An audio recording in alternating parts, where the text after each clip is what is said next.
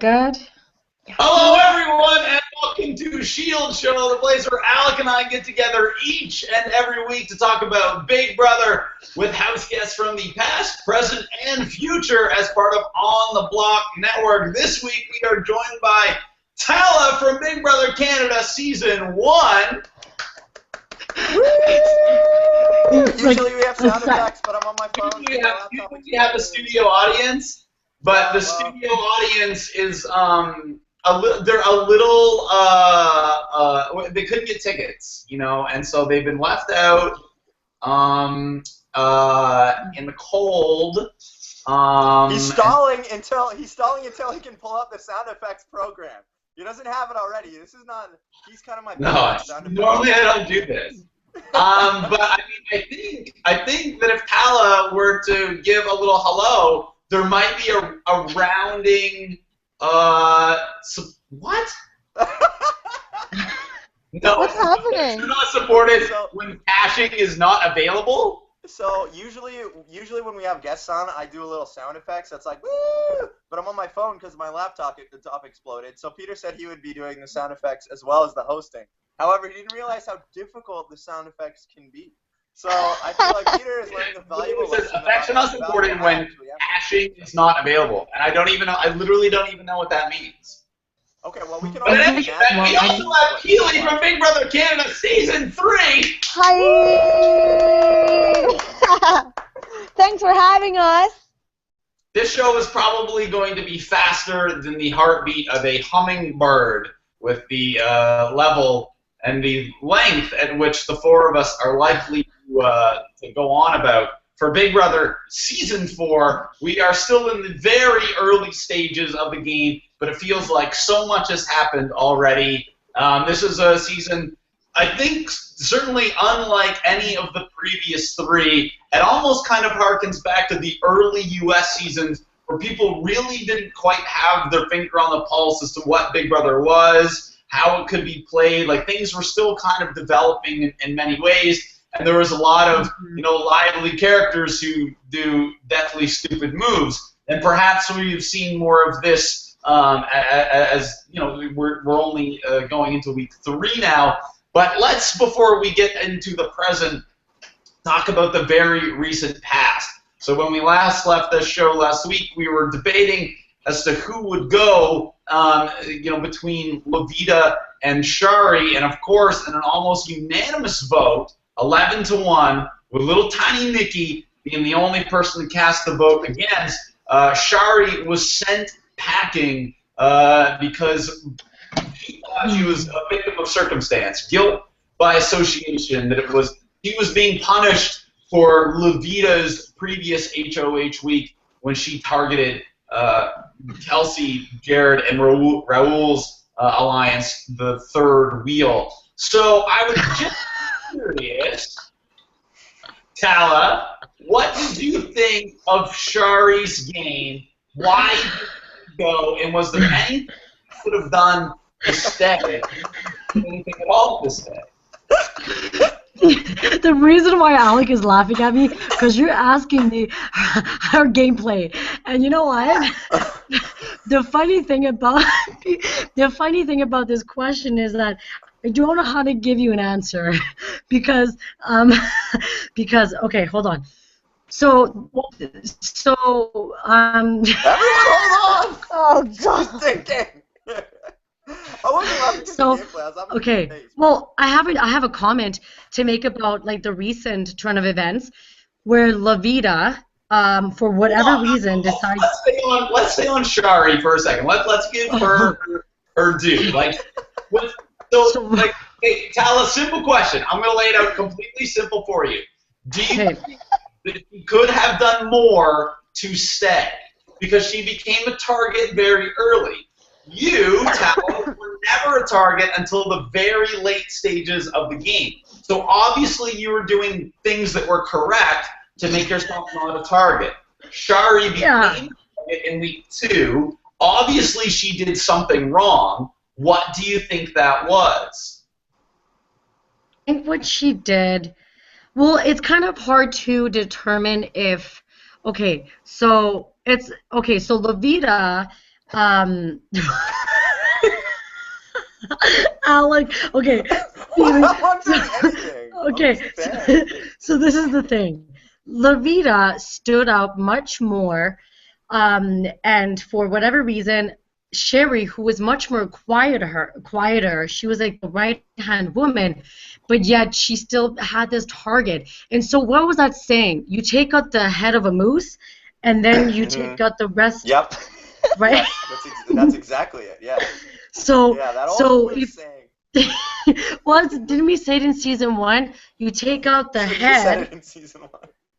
and so why go after Shari when what did she show, right? Did the first competition, what happened, right? She didn't, I don't know when she dropped, but so I don't understand how come, in what way she stood out much more stronger when Lavita had got her gameplay on. So um, she was guilty by association, but was it really necessarily fair? Because we didn't really know where Sherry stood in terms of her alliance besides with Lavita, but she didn't really make it clear who her targets were.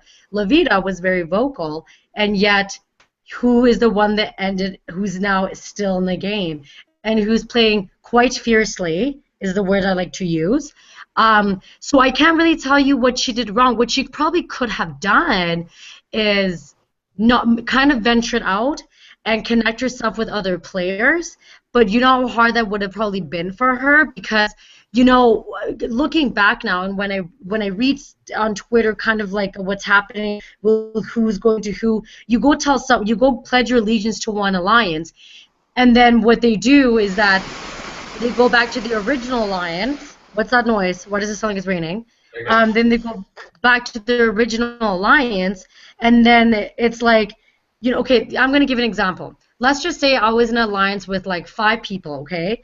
And so, but I also had a side alliance.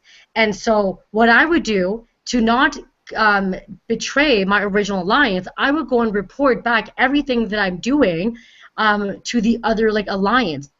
Sherry, what she could have done is try to venture out and connect with others, but it just seemed that it was very hard for her to be trusted. And that kind of happens in the Big Brother game. Your word is only as good as your word, and like, and what does that even mean, right? So they were like a pair. What does that mean? Well, in the Big Brother world, like, your word it was is only as good as your word. And so in the Big Brother game, she only had another person, and so I think that had she ventured out, and kind of connect herself to other people and help herself, then she could have stayed, right? She could have marketed herself in this way, like, hey, like, I'm not the sole focus. Oh wait, are we talking about when she goes on the block beside Lavita, which she then could have done for like campaigning? I thought that was literally what we were talking about the entire time. You actually hit all of the, like, you hit the nail on the head perfectly, even though I'm not sure you knew what you were talking about. But one thing I noticed in what you were talking about, Tala, is that you called her both Shari and Sherry multiple times. And Peely, I'm wondering, because something Tala said was correct. She was too isolated in the house. She didn't venture out more. But in her own mind, she thought that she had, like, people were intimidated by her game, and that she was maybe an aggressive and strong player, and that's why people wanted to get her out. But can she really be considered a good social, player if half the people who are watching and half the people in the house can't know or don't know how to pronounce her name correctly? So, like, I'm interested, Peely, in what you think of what Shari. Exactly, I just did it again. What she did, and more importantly, what she didn't do, and maybe how she misconstrued her own situation to think she was doing something she wasn't. I think her social game wasn't as strong. Like, I think both of them, Shari and Lavita, started playing the game way too hard too soon. Like, completely like isolated themselves from the rest of the house. Like, I watched a little of the live feeds like couple weeks ago, and you would just find them talking game together with no other one, like no one else.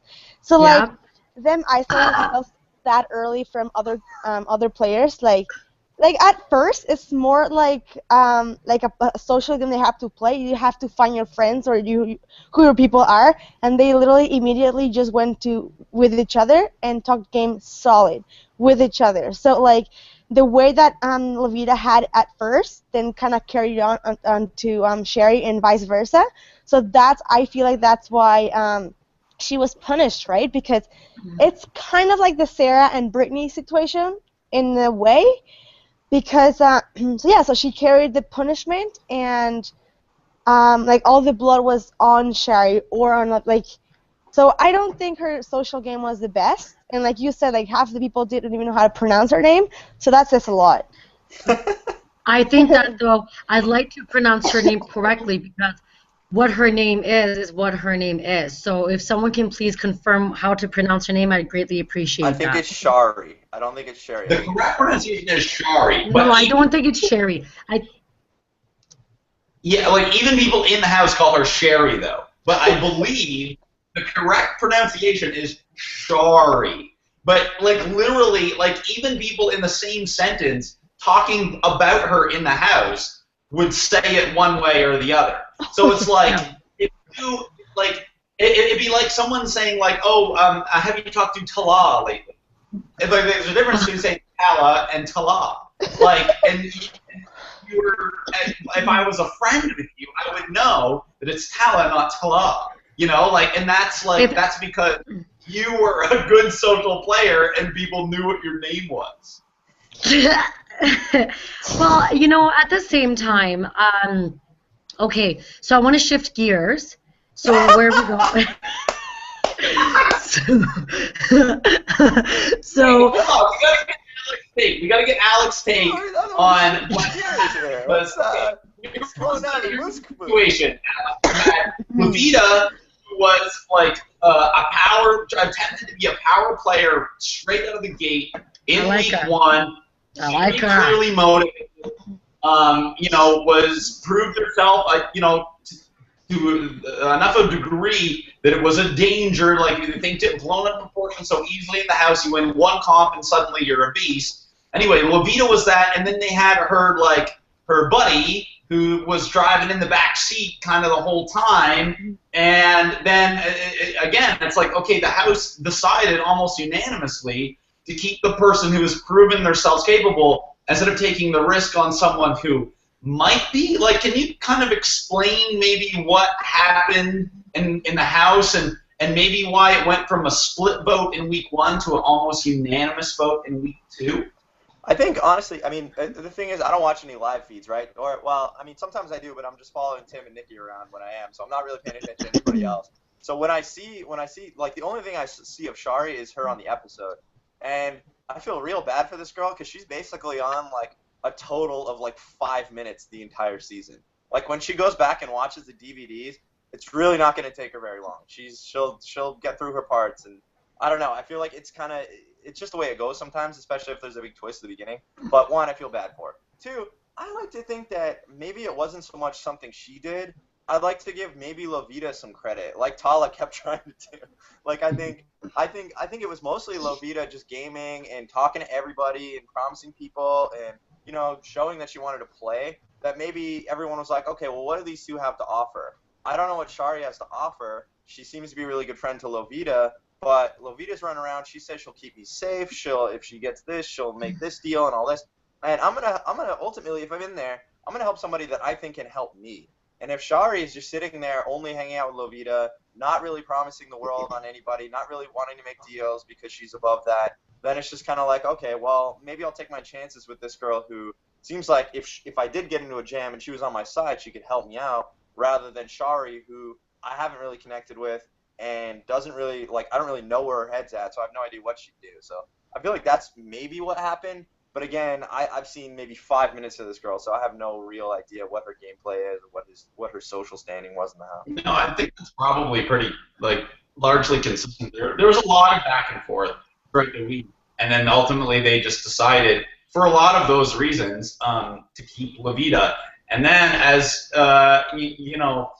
fate always has in Big Brother, the thing that you least want to happen often does happen for at least a certain segment of the house. And then we went right into the HOH competition.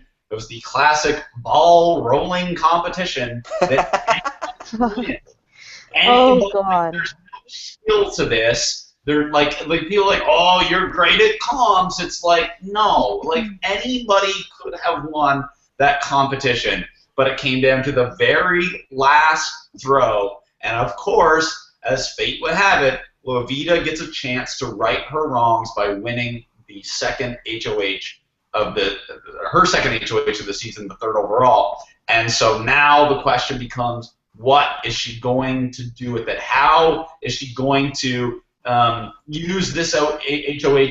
Maybe she'll do it the same. Maybe she'll continue to be bold. Maybe she'll take a more cautious approach. Like, very rarely you get to right your wrongs in Big Brother, especially so close together. And Lovita, whether she wanted it or she didn't, like maybe she wanted to play under the radar for a little while. Maybe she didn't want the spotlight on her. Though a part of me kind of thinks that she got the spotlight. So Tala, tell us about what you think of Lovita and her second HOH reign so far. Okay, well, I just kind of want to bring it back to that comment about taking out, basically, the phrase that we once used. What was it? We talked about, you know, I don't think it was the head of a moose. Are you trying to say cutting off the head of a snake? Is that what you're trying to say? Yeah. Okay.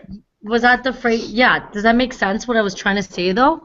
Like, when you have an alliance and you want to get to the top, but then you decide to go for the other people as opposed to the leader. So then that person has no one to... Yeah, so I think the phrase of the moose was used incorrectly, so I didn't mean to insult any moose lovers. Okay, you're not taking off the moose. You're taking off the moose's left antler, maybe. So the moose is Lovita here, if I'm following. And well, to any, well, antler? I mean, I don't want to upset any hunters, so I don't want to use that phrase actually at all, because I don't think that's... Well, like, if you kill the shepherd, the sheep will scatter. Who's the shepherd? Shepherd, I thought would be Lovita. Okay, well, no, we're not going to do any of that. What we want to do with Lovita, we don't want to do any of that. Maybe this is why people want to drink bleach when they're instead. That is awful. That's not funny. That's awful. No, none of us want to do that. Shifting gears to... So the fact that she wins an HOH, like, good on her. She needed it. But, okay, so she wins HOH. Her choices right now, I think, make absolutely no sense. Of all people, you are trusting, from what I read a little bit on the feeds, is her... Like, I think Kelsey was shocked when she didn't get voted. The feeds. You know what I mean. So, and I don't like... Closed captioning. And I'm not reading the feed. I'm not watching, but I'm getting the 411 via Twitter. But so Kelsey doesn't get nominated. You go after Cassandra and Christine. But Lovita also says she doesn't want to play emotionally. However, she's upset with the comment that Cassandra had made. Okay, so you nominate her.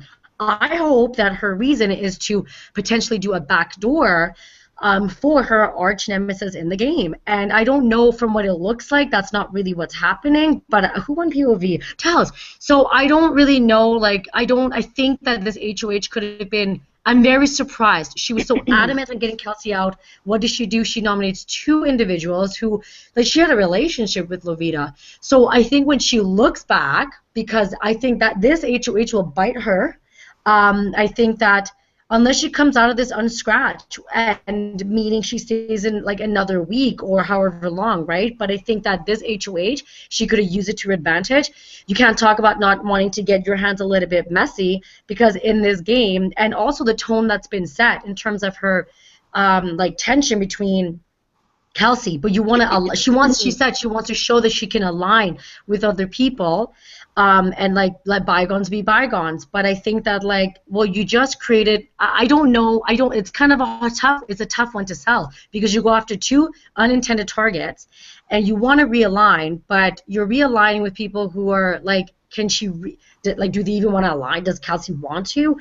So I don't really know. I guess we'll see, but I don't know. I think that it's easy to sit there and say what I'm saying, but when you're in the house, it's very different. She's going with, if her gut is telling her align with Kelsey, I guess we'll see if this HOH turns out being an epic fail, or like a fail that turned, or an epic fail, or if it turns into like, wow, you came out of this unscratched, and so, what was the question? You got it. You hit it. You got it again. That's perfect. Peely, you were part of a major alliance in your season, the quizzically named Diaper Alliance. And the only thing that's even remotely close to that this year, like major alliance-wise, is the third wheel. And there's only 3 of them.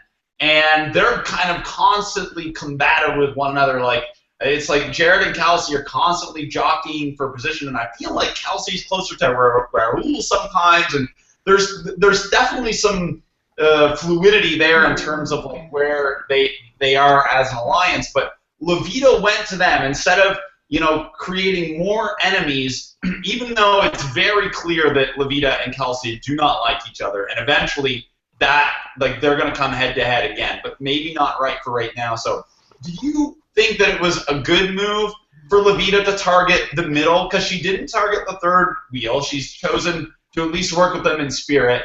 And she didn't target like the other kind of unnamed alliance, which is like the Ramsey, Maddie, Dallas equation. She didn't go for the brothers, which are kind of always an easy target because people assume that they'll be split up and can be used later. So she goes right in the middle and chooses 2 people that were kind of not on anyone's radar in a major way, and that's Cassandra and Christine. So do you think that Levita made the right move by going to the middle this week and not going on one of the alliances? The right move is the right word, or like the right statement, but like the fact that like winning HOH, like we all think and say, it's like the worst thing that can happen, like you can do, win the first HOH of the season, because you don't want, like, no one wants to get blood on their hands and whatnot. So her winning first HOH obviously put a target, like she had made enemies already, targeting Kelsey. So Kelsey and her just started knocking along because of that reason. Like Kelsey just didn't like her from that, and she knew she was her target at the beginning. And then she knew she was like she was so stressed during her HOH. She had no idea what the heck to do. So of course Kelsey and Jared and Kelsey knew or thought that Levita was gonna go after them. Like Kelsey knew that she was her target since week 1 or whatever. So like I agree with Ta. The fact that she didn't go after the showmans or those what is it called, the third wheel. I was shocked, and so was Kelsey. Like, she thought she was gonna be put up, and so the fact that I feel like Levita's afraid to make enemies, so like she didn't go for either them, nor Dallas, Maddie, or that side. She wanted to go. She went towards people who were in the middle, had no alliance with anyone, were just like no one right now. So I feel like she just didn't want to get more blood on her hands. And she was afraid to like she tried to go into be part of the third wheel or whatever, and make a deal with these people, but they don't want her, they're not interested in her friendship or whatever.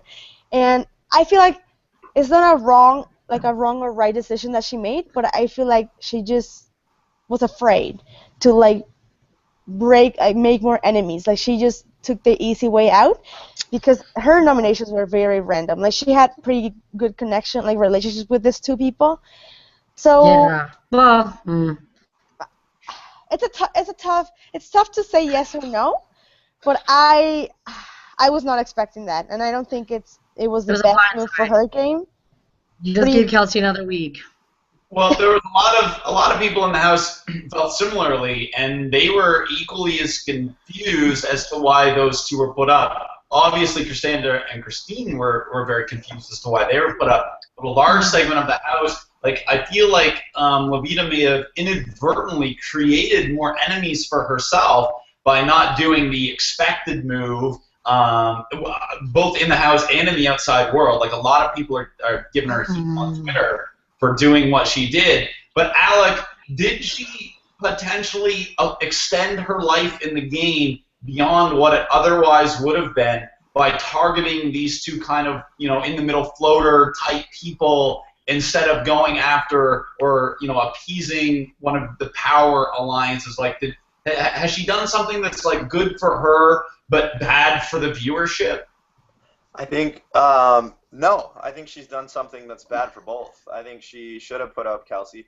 Now, is that Lovita making a bad move, or is it just Jared, Kelsey, and Raul being really good game players? I personally think it's the latter. I think Jared, in that little speech where he was kind of laying it on the line for Lovita, he was very convincing. He seems like a pretty persuasive kind of kid. And Kelsey, to her credit, she started off as this girl's enemy, 100% surely going up, and then she somehow managed to talk herself out of it. So, I mean, maybe Lovita's playing scared, like Peely was saying, and I do think it's that, to a certain extent. She just doesn't want to make enemies with people she believes to be powerful. But I also think we got to give credit to Kelsey and Jared. I mean, look, I'm not the biggest Chelsea fan, don't get me wrong, but you got to give credit where credit's due. I mean, they were dead to rights this week, and they managed to pull themselves out of it. So I thought that was pretty good gameplay on their part. Raul, I will say that Raul just seems like he does not. I don't know. I feel like I kind of got a little mean girl vibe off him, to be honest. I thought he was just kind of being a jerk. Do you remember in the HOH room when he was talking to Lovita and he's like, Lovita, I'm only gonna say this once. I will offer you whatever. It's fine. It's that's not the way to play the game. You gotta appease people. So I don't know. I think Jared and Kelsey are good, and Raul's just kind of riding their coattails, to be honest. But I think it's good gameplay on that side. I think it's an interesting alliance that they have, but I think that I wanted to comment. I saw that the hamster on Twitter confirmed what a floater is. A floater isn't just a floater; it's a floater that floats to the power. Alec is holding onto his head. Peter just accepts. Go on. Really just stares. So a floater. More about what you were reading on the internet while you should pay attention. What did you say? What's happening? Nothing. What's a floater, Tala? A floater is apparently someone that floats to when the power isn't existent. No, a floater isn't just someone that floats. So when I read that, I thought I was not a floater. Who the hell even says floater anymore? I've not heard a single ex-Big Brother person say that forever. That's a fan buzzword. Fans love that because Rachel Riley made it popular. She's floater. great. Really. Yeah, she's great, but that term is just it's irrelevant. Okay. If you don't know what a floater is, then don't say it. I don't know. Thank you because I was once called a floater by more than once, but I didn't accept it. I think we didn't call you a floater. It was hopper or coaster jumper. or it was jumper. That was Topaz's. You were a jumper, which is good. No comment. But that we weren't saying that as a disparaging. You're saying that as that was a great strategy for you. Thank you, but because it was unintentional, or we'll never say never, but maybe it was intentional. But I didn't y'all thought that I was doing something magnificent. I'm thinking, and here I'm sure, well, if that's gonna work. But again, my head was as far in the game as myself. Okay, so we all agree Lovita made a bad move. You're funny, Tala. So here's the big question, though, because going into it, and into the beginning of the season when it was announced, wild card twist with the national house guests competing as normal Big Brother people house guests. Who is she? Well, that was Sal's Nikki impersonation, I suppose. But a lot of people were like, oh, you got to get them out of there right away. This is all about Canadian pride. And, if they were smart, they'd just target the two internationals and everybody would get freedom. And it would be so easy to just have them come in one week and have them come out the next week after their immunity's gone and they're not real players and they're not the same as us and they got an advantage so they come in a week late. And, we're all for one and one for all and get rid of these internationals. And here we go, the very first week that they were eligible for nominations, and there wasn't even a breath, not a whisper, not a mere thought to putting the two of them, well, let alone both of them, but even one of them up as a potential nominee. And I think that is remarkable. And so, Alec, I'm very curious to get your take on this, being very familiar with Nikki and now becoming more familiar with Tim. Was it something, again, that they did, or was it something that, like, wasn't done by everybody else? Like, why was there this switch? And I think even in the audience as well, like, the audience's perception of these two, like, a lot of it is just like, as you said off the top, when I watched live feeds, I'm just waiting for Tim and Nikki.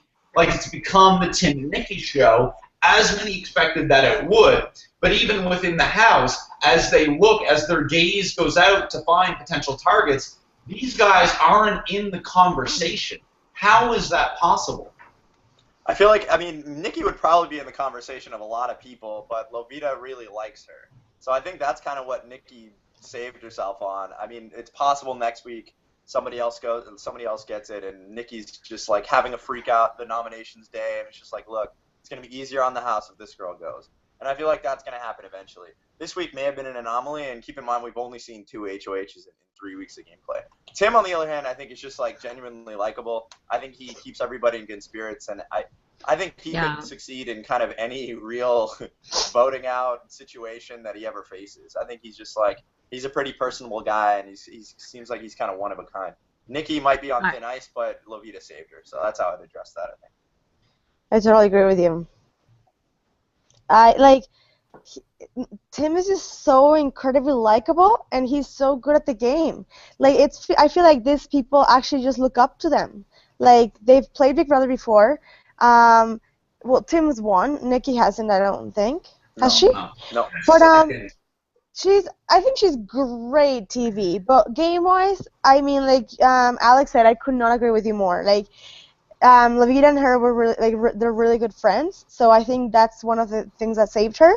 Also, I've seen that Nick really likes her. He has like a crush on her. Or something. I think it's Felipe that likes her. Oh, Nick Philip. Sorry. It's Phil. Is it Philip? Felipe. Yeah. Felipe. Okay. Yeah. We've decided it's Felipe since Jason Roy said it in the very first Sheyld show. I didn't even know that. I thought it was Philip. Whoops. No, but I feel like Nikki, yes, like it's going to get to a point that she's going to be too much to handle. No. No. I think I love her.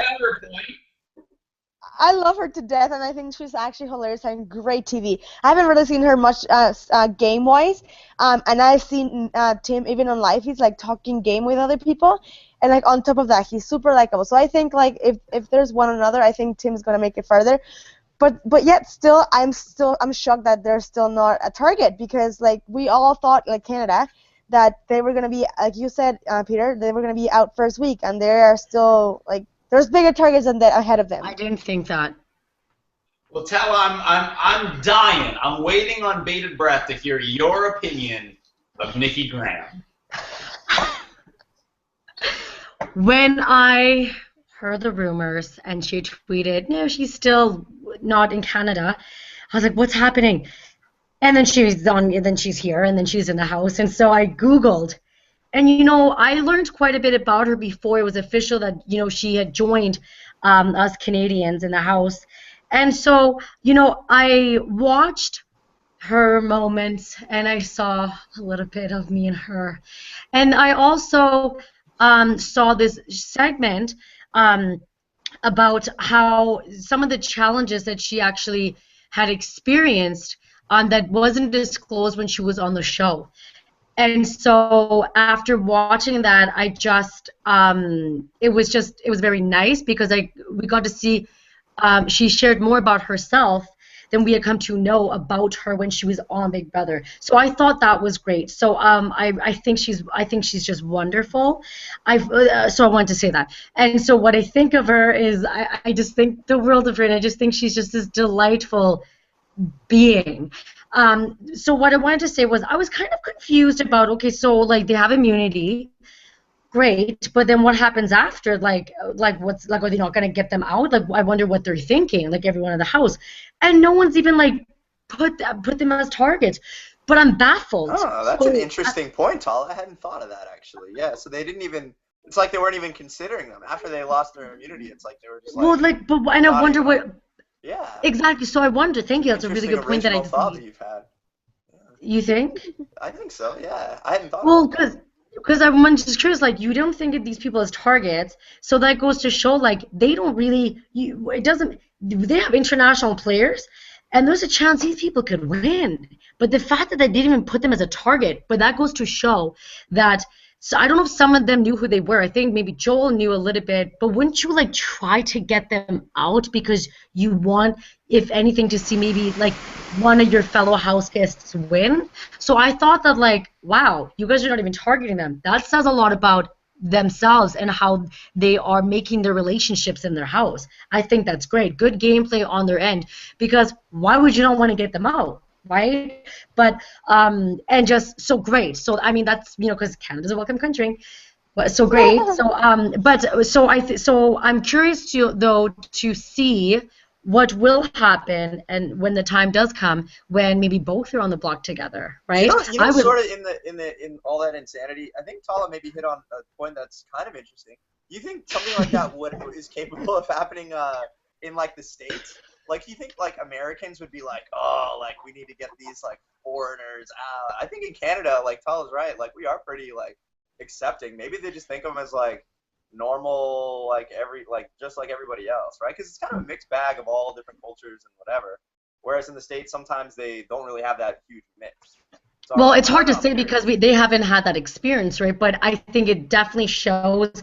I think that's a beautiful thing, though, right? We have people coming. They're two international players coming to play. There's a chance that they could win, and yet you're not thinking about taking them out for maybe the simple fact that, you know what, I want one of my fellow house guests to, like, but they are one of the fellow house guests. So I thought that was kind of interesting. Like, so you're going to try to target them and get them out because, like, you're like, well, where do they come from? Why are they getting immunity? Let's just get them out. Like, this is a joke, because that is baffling to me. They're still in the house. There's no targets on them. So I think I'm just very fascinated that no one's even, they're like under the radar. I mean, that's great. So so the point that I also want to make is that Tim seems, I liked him. I'm happy he's in the house. No clue who he was before. I think he's playing a well game. Okay, Peter, do we have another topic here? Are we getting to something else? Okay, Paula's point about inclusivity.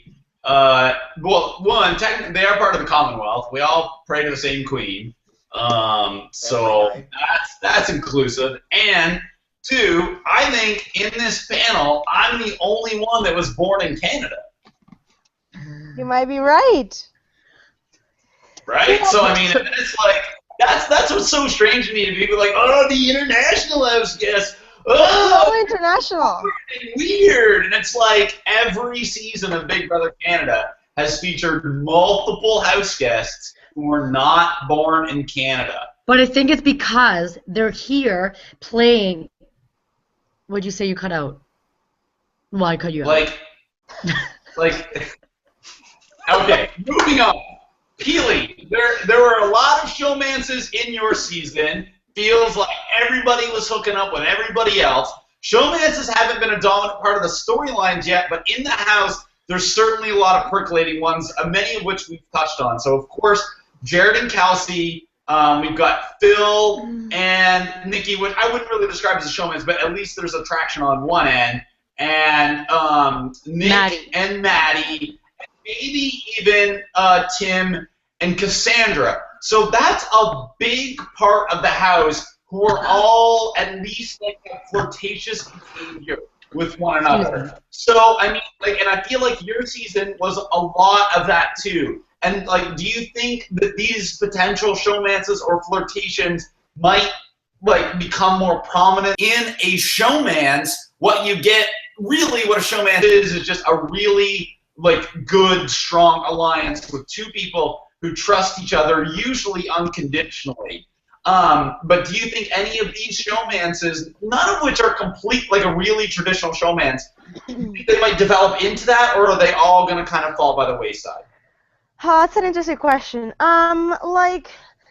Okay, so I'm just gonna break them into like individually each showmans or whatever. So like, in the case of Jared and Kelsey, I personally think both of them could be really good players, but I don't think together they work super like as well. Uh, excuse me. I feel like Jared, You're excused. he's a smart person. He's a good player for what I've seen so far. Like the way the way they both talked themselves into like out of the being on the block this week, because they were big targets. And the way he spoke with Lavita and stuff like that he's very well spoken. He knows what he's talking about like strategically. So I don't know if Kelsey has much idea of what is happening or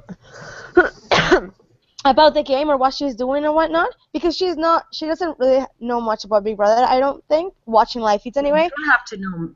No, I'm not saying there's nothing wrong with that, but like what I'm saying is like them working together, I don't know if I don't know how how well is that working. Like I feel like Jared would be better on his own a little bit. I think they would honestly. I think they would both be better on their own.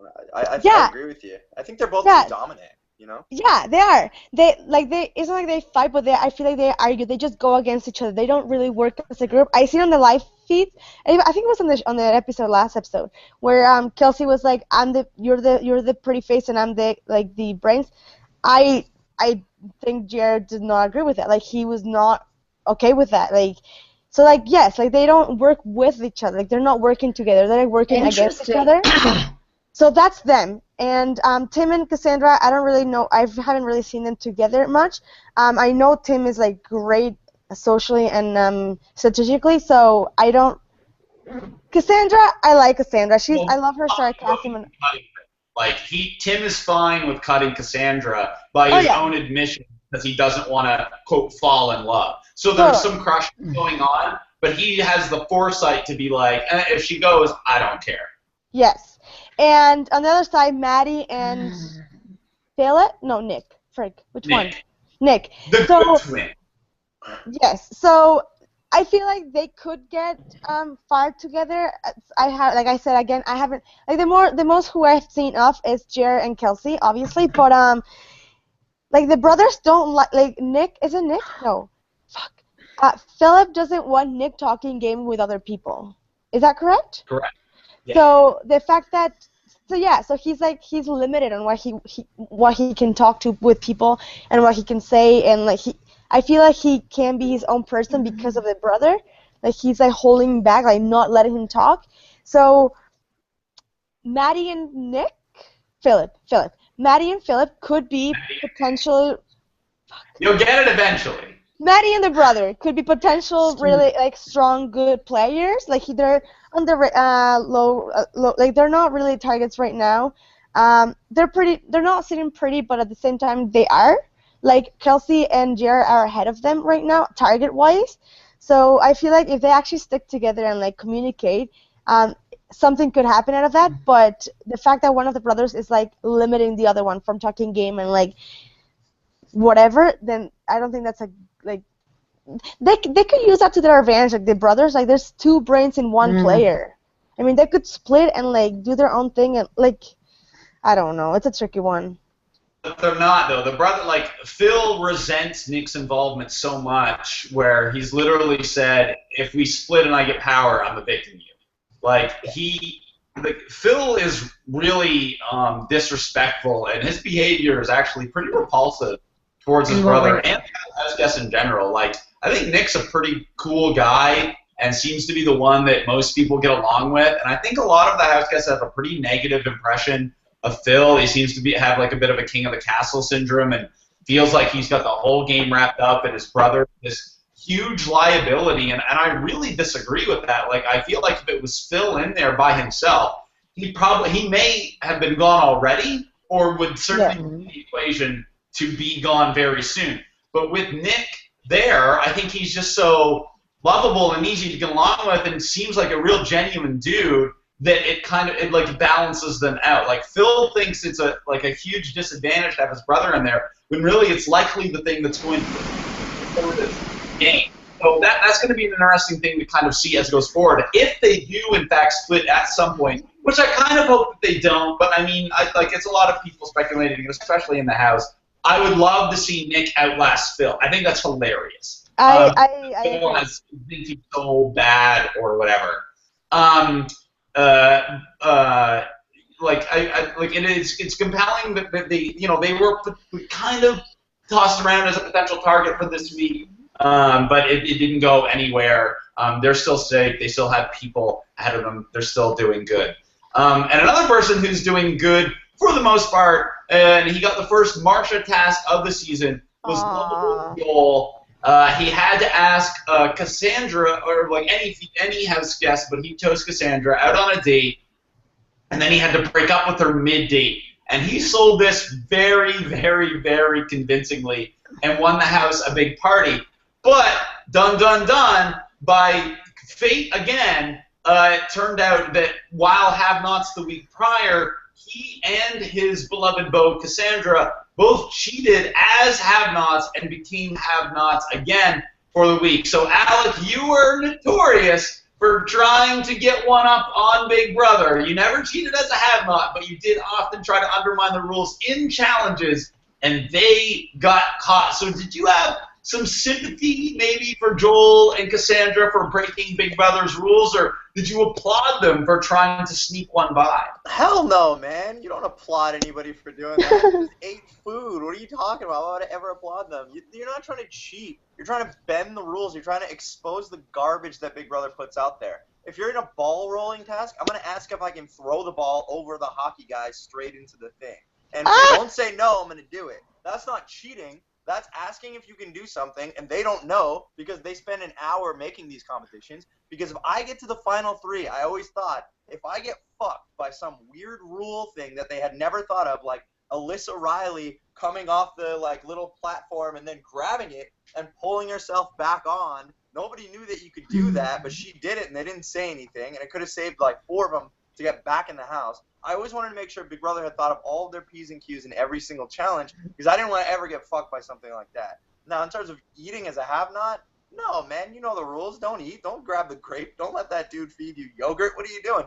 What I always thought would be hilarious, though, and for any future house guests watching, but also you need your showmans in on it. So if there's 2 people that are watching this right now and they have a showmans in the house, have your showmans eat a little bit of food, go and give them a kiss, give them a transfer. There's no way that you'd know. And, put some, peanut butter on your tongue or, some Nutella. Give them a Kevin, little I kiss, and actually then wonder eat that about shit. that. Right? Throw up in your mouth. Yeah, just, regurgitate baby bird style. That's what I would have loved to I do. couldn't agree more with you, Alec, in the whole cheating situation. Rules are rules, and if you are told something, don't do it. But if you're you could always ask, and Big Brother's there's the sky is the limit sometimes. Oh wait, you never said that I couldn't do this. But there's things that are we all know in Big Brother history. If you eat food when you're on slop, you're in trouble. Why would you? Yeah. Yes. You don't want to break Big Brother's rules. That is an absolute certainty. Because you never know what the freaking what Big Brother can do anything to you, and you never know what the punishment is going to be. Yeah. It could be Cold showers. yeah, and I mean, this time Joel and Cassandra didn't have it terrible. I mean, they're on slop again, which sucks, but they could have had the whole house punished, and that could have been a target. Yeah, which would have been super great. Little things like that make the whole. Little things like that though makes the house, the whole house, entire house, a little bitter. Ruffles, And feathers. those little things could get you out in seconds. Because some people play emotionally, some people so you just wanna I think. try to not. What's that, Todd? No, I'm letting you Alan, finish. do you want Joel to be targeted? Because Cassandra already is. But you were frothing at the mouth. You were Yeah, loving Tala, why do you hate Joel? of Joel and Cassandra being targeted as these have-not rule breakers. Do you hate Joel? Hate Joel. Why? Okay, hate is a strong word, and you guys are so funny, but Peely makes a good point. that had the whole house been on some kind of punishment, that would have created a target. But I don't think when I saw the clip on Twitter that Joel just ate, I didn't see the part with Cassandra. I think he like just did it like unintentionally. It was just No, like they were both fed something by someone else. Felipe so he fed wasn't thinking. Joel So a he probably grape, was like, oh, and so Kim the fed what's her name some yogurt. and so Yeah. They then, were thinking. but what was They their had instincts reaction to open after their that? mouths and Was grab it it. guilt? They didn't even notice. They were just like, meh. There you go. But I think that like I don't think I think that like afterwards they probably like, oh no, I wonder if Big Brother saw. Big Brother sees everything. But so I think they're really lucky in that regard. But so yeah, okay, so So you hate Joel is the moral of the story. Yeah, that's weird. no, That was the weirdest thing about it. you guys I are don't know what you out there in the internet heard, no. but I I heard think Ella Joel's. hates I think Joel. don't be putting words in my mouth. I think how Joel's playing the game right now, I think he's playing it low key, and Yeah. that's an advantage to him. And so that's really good because I can see Joel going very far. I could see him going quite far. I don't know how far, like next to who, but I can see him going very far. Next But to? again, That's like I could see far. him going far. But I guess That's like going eventually, very quickly. I mean, I think that if he starts to win competitions later on in the game, then of course you have a bigger target. But he's in a good position right now. Whoever his alliance is, I think he's in a good position. So, but I So you're think saying that, you're saying if you win comps, you have a bigger target then? well, isn't that how can? Were you trying to No, I'm just some. disagree? I've never heard that before. I, That's just interesting. well, but I think it's I kind of agree funny. with you. But I what agree with you, Tala. But you become a target, but you also become someone you want to align with. Because let's just say you won a competition, okay? Mm. So and after, like, okay, so I know that you can do things. So I'm probably gonna, go and create an alliance. And so there you go. But that doesn't mean I'm not going to try hard to also win. But if I know you're going to do it, I mean, easy peasy, lemons squeezy. So You'll be busy. You'll be busy.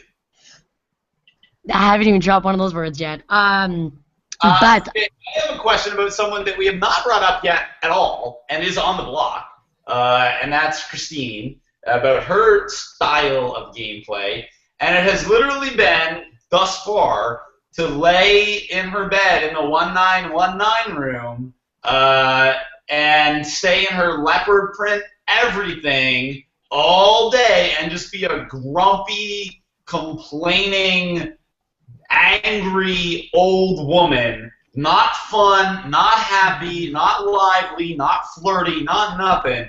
She's just old and bitter and wears the same weird-ass clothes all the time. okay. And yet, it looks like she could be staying this week, although many on the internet and in the house have accused her of not playing the game. Now, this is a statement that I fundamentally disagree with. Like, I believe if you are in the house, you are playing the game 100% of the time. Like, you don't have to be sitting there strategizing constantly to be playing the game. Like, the game is social, and even though she's antisocial, that's like she's making a conscious effort to not engage with people on a regular basis. She's making a conscious effort to not talk shop with people at every given moment. And so while from the outsider's perspective, like there's a certain contingent that says, well, if you're not actively trying to advance yourself in the game, you're not playing.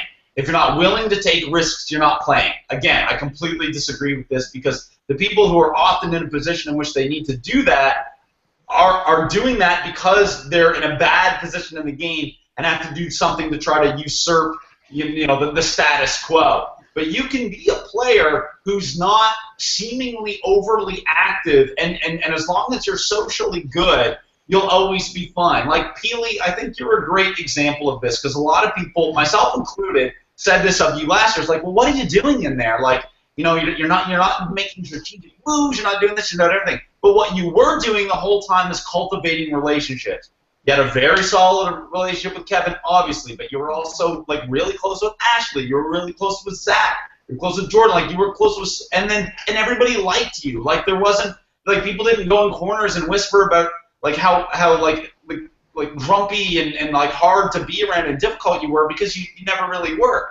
Christine, on the other hand, so like I'm not trying to draw a parallel between the two of you because I don't think there is one. But I guess what I'm saying is a lot of people are accusing Christine of not playing, and a lot of people accused you of not playing. So I'm curious to see what you think of Christine and why it's likely that she will, at this point, probably stay this week. I actually agree with you 100%, and I was actually thinking in my head as you were talking the same thing. Like, the fact that, like, it doesn't matter what you're doing, the fact that you're in that house, you're playing somehow the game. It's like even Godfrey, like, he didn't really appear on conversations or whatever because he was always sleeping. I never had a conversation with him until I was HOH, and I briefly had a conversation with him, and like, yes, you're always playing the game. You're always constantly thinking about game, like what to do, what not to do. Like, yes, people like to have fun, but that's a social game. Like, whether it's a social game or a strategic game, you're playing the game. And it's not always just about winning competitions or about talking games strategically with people. It's about making connections and relationships.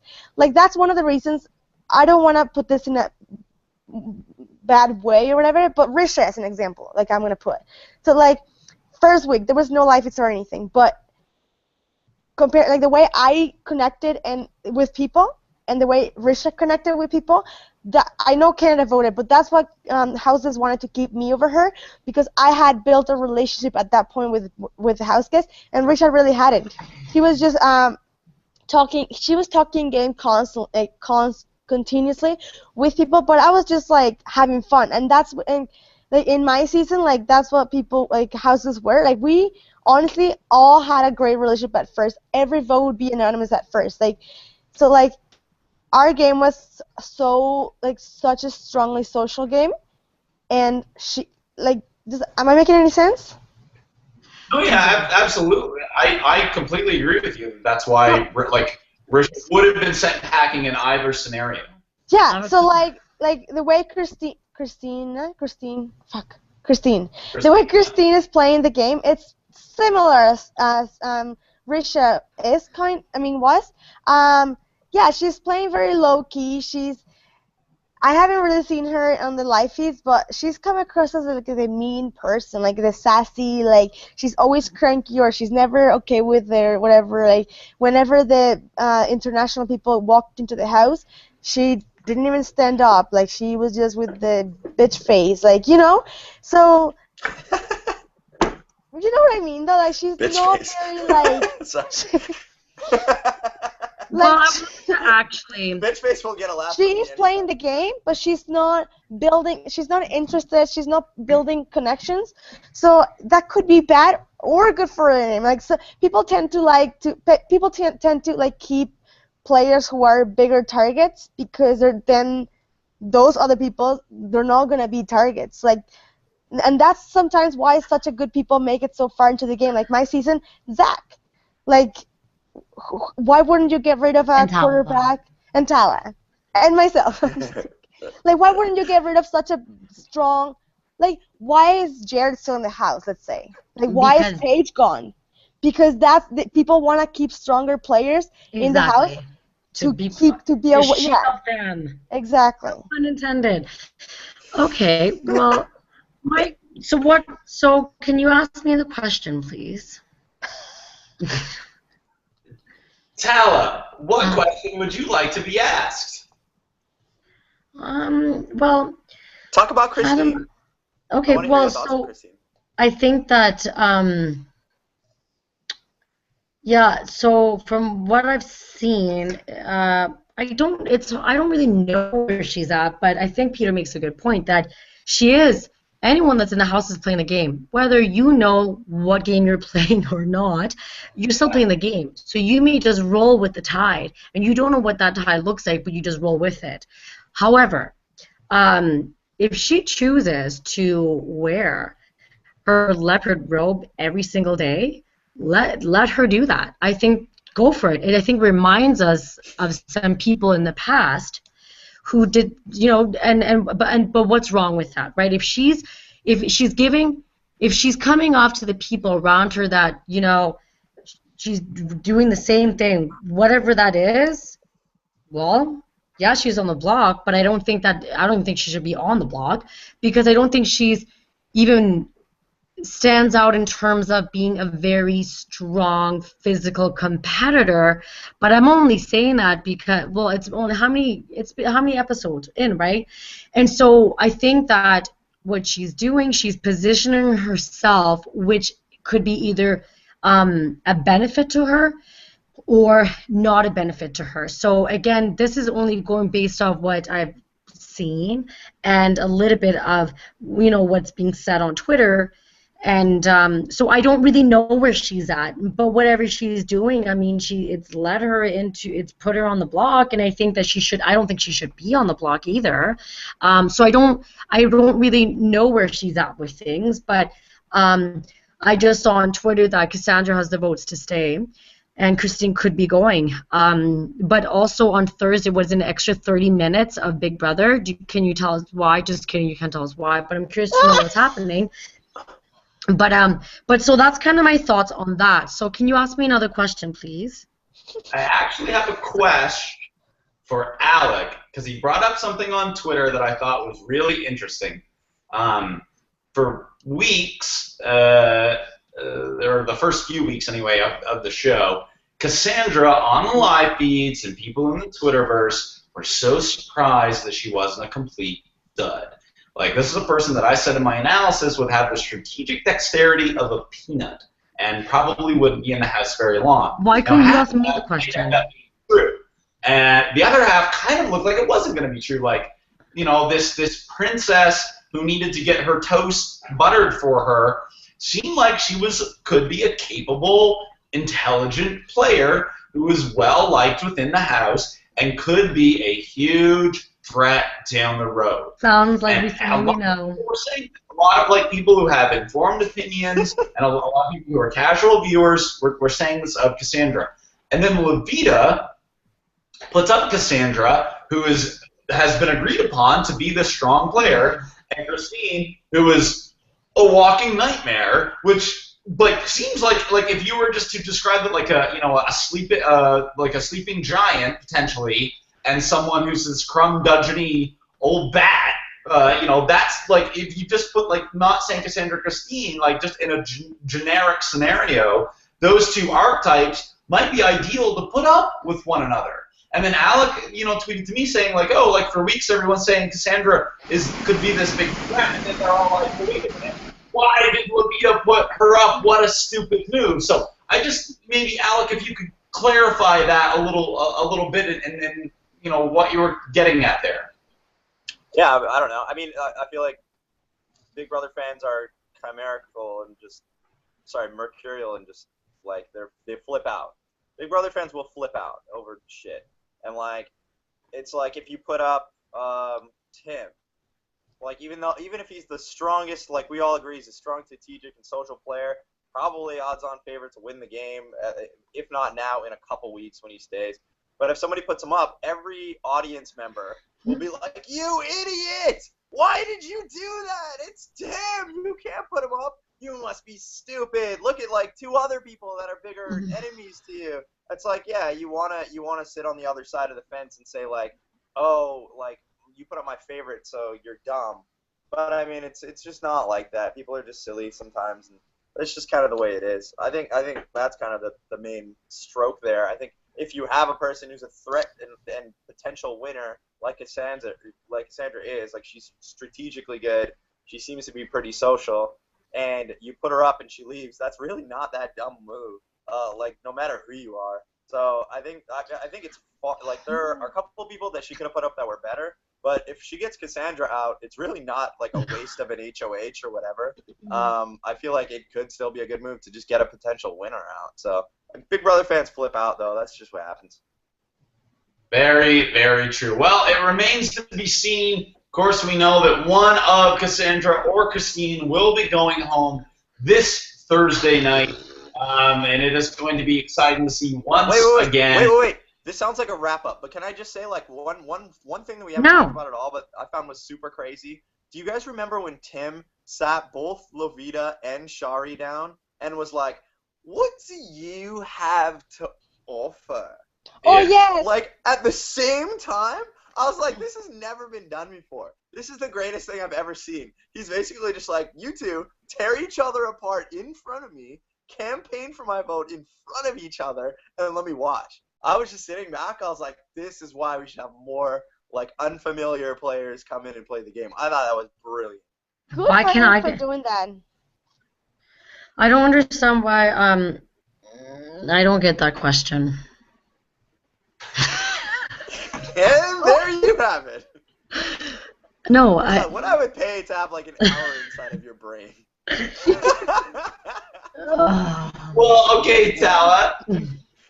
Tim comes from a different format, the different rule structure, we'll call it. The format, I can tell the cards are the same. The voting rule structure is different.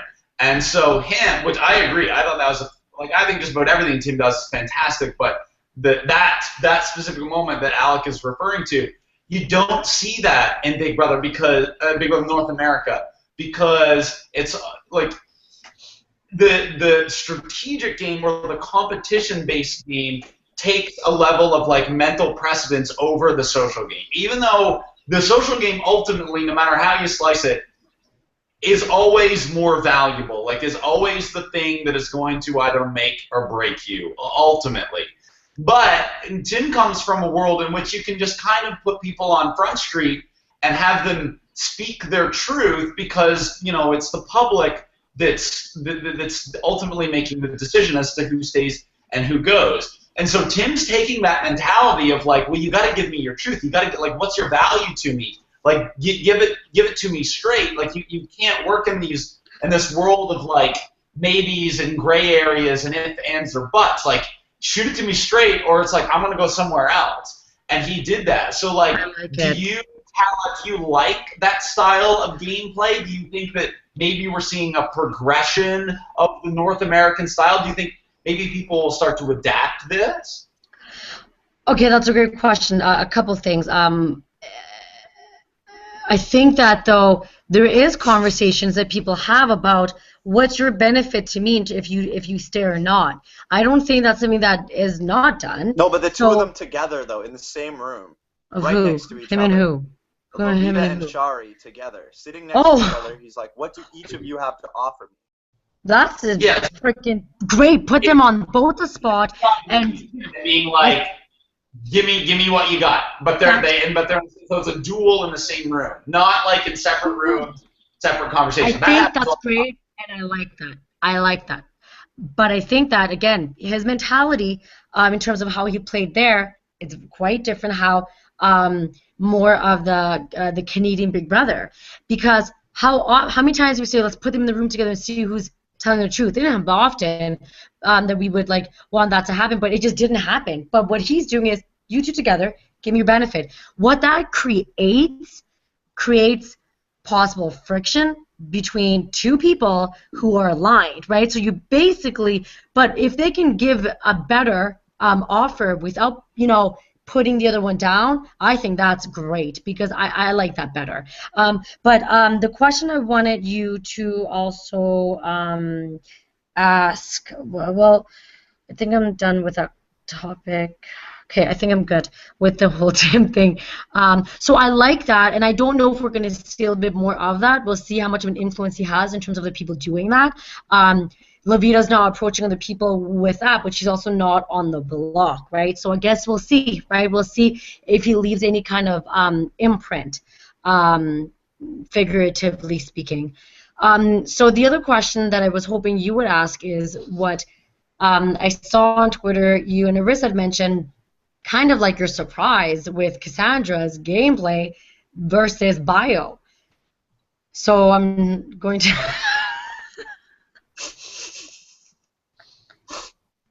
Wow. So we had to deal with this for weeks and weeks and weeks and weeks, people. This is what we were confined in a 13,000 square foot universe with. I could be stuck in a room with you for months and never get bored. Well, I greatly appreciate that. And I don't think abs.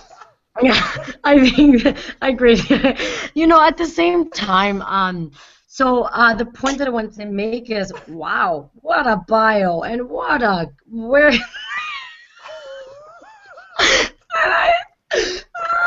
Okay, I'm laughing hard. I think it's I hear you. I hear you, Tala. Like the way Right? You her agree? bio. What did she even say? How do you agree? No, Is that like, nothing?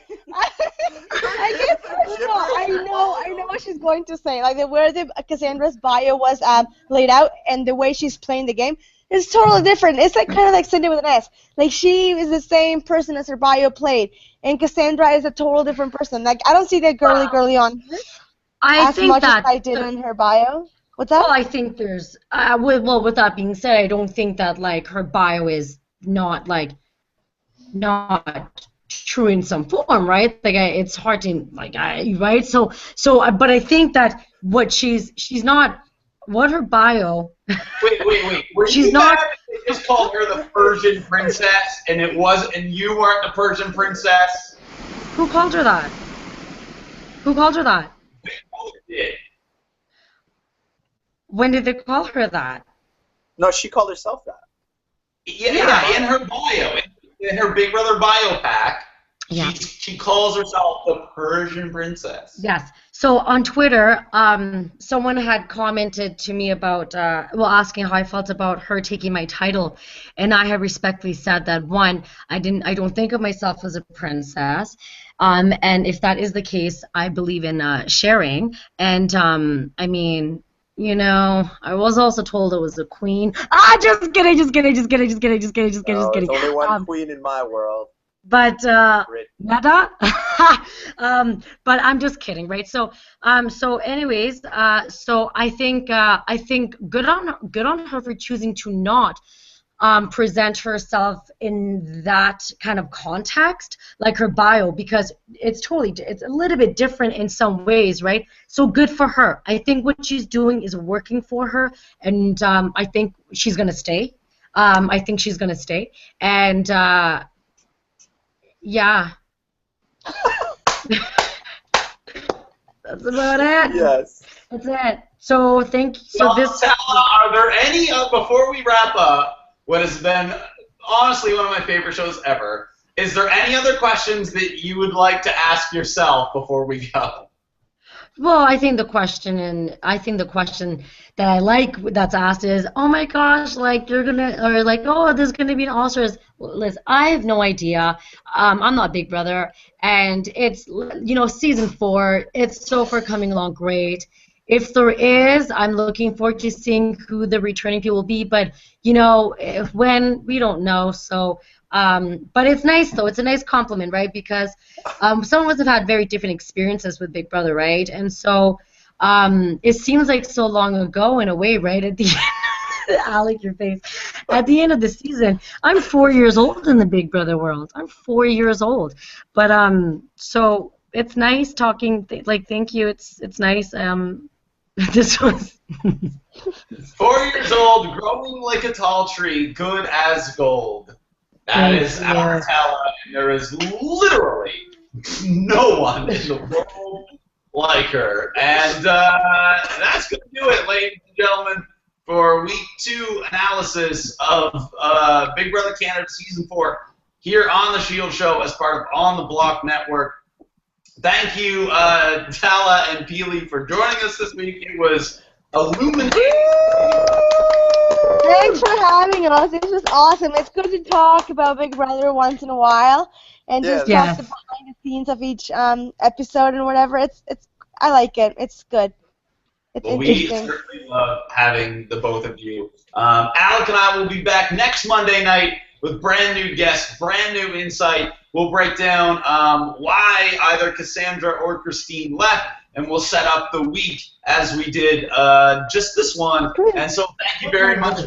What's going on in the world, but you decided to be with us, and we thank you each and every time that you do it. So for Alec, I'm Peter, there's Alan Peely. Thanks for believing in us. Thanks for watching. Until next time, you stay ahead of the curve.